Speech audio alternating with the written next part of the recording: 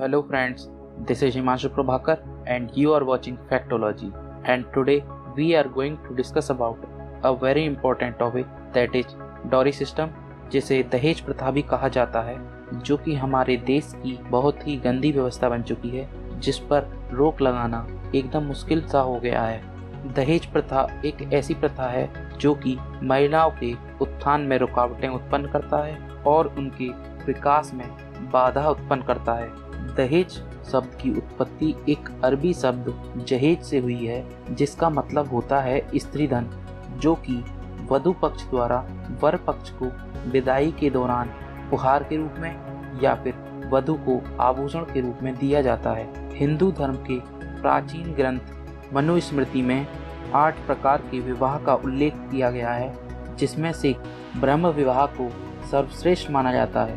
ब्रह्म विवाह में वधू पक्ष द्वारा वर पक्ष को कुछ आभूषण देकर या उपहार देकर विदा किया जाता है। इसी को ब्रह्म विवाह कहते हैं। जैसे जैसे समय बढ़ता गया, ये एक कुप्रथा का रूप लेती गई, जिसके बहुत से दुष्परिणाम देखने को मिलते हैं, जैसे कि बाल विवाह, महिलाओं की शिक्षा पर पैसा खर्च करना खत्म कर दिया गया, महिलाओं का उत्थान होने की बजाय शोषण होने लगा।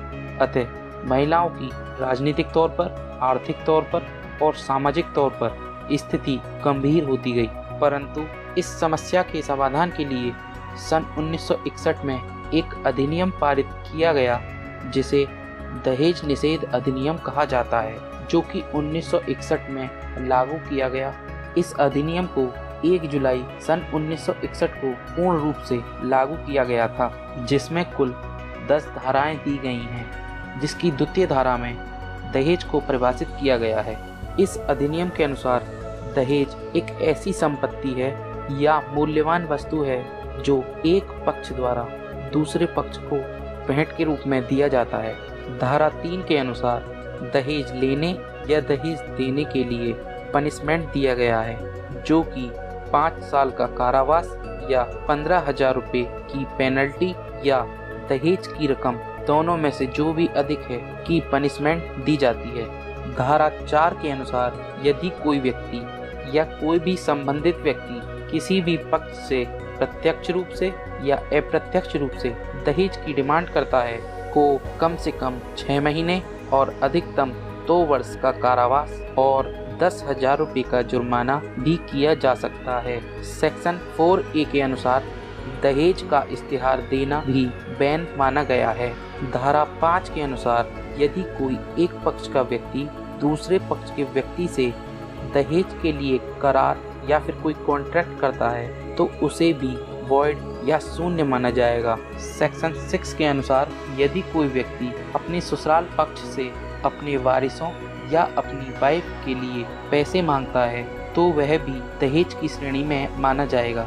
धारा 7 में अपराधों के संज्ञान के बारे में उल्लेख किया गया है और धारा 8 के अनुसार अपराधों का कुछ प्रयोजन के लिए संज्ञेय होना, अजमानतीय व अशमनीय होना दिया गया है।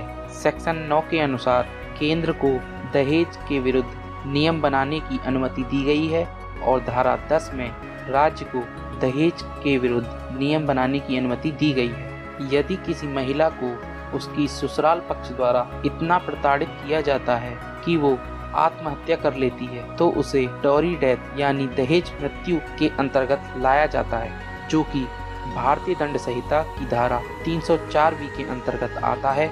इसके अनुसार उस व्यक्ति को जो कि दोषी है 7 साल का कारावास या लाइफ टाइम इम्प्रिजनमेंट की सजा सुनाई जा सकती है। According to IPC section 304B, dowry death is cognizable और नॉन बेलेबल है और नॉन कंपाउंडेबल है। यहाँ पर कॉग्निजेबल का मतलब है यदि किसी महिला की मृत्यु अननेचुरल कंडीशंस में हुई है, तो पुलिस या कोर्ट उस व्यक्ति को जिस पर संदेह है उसको बिना किसी अरेस्ट वारंट के अरेस्ट कर सकती है। नॉन बेलेबल का मतलब है कि जिस व्यक्ति पर संदेह है उस व्यक्ति को जमानत आधिकारिक तौर पर नहीं दी जाएगी, और यदि उस व्यक्ति को जमानत चाहिए भी तो उसको पहले कोर्ट में स्वयं को निर्दोष साबित करना होगा। और नॉन कंपाउंडेबल का मतलब है कि दोनों पक्षों के बीच कोई भी समझौता नहीं करवाया जा सकता है। भारतीय दंड संहिता की धारा 498A के अनुसार यदि किसी महिला के साथ उसके ससुराल पक्ष के लोग क्रूरता करते हैं या क्रूरता उसके पति द्वारा की जाती है तो वह महिला उन लोगों के खिलाफ 498A के अनुसार केस फाइल कर सकती है, जिसमें दोषी व्यक्ति को 3 साल के अरेस्ट वारंट और कुछ फाइन भी लगाया जा सकता है। थैंक यू दोस्तों। If you like this video please share and subscribe.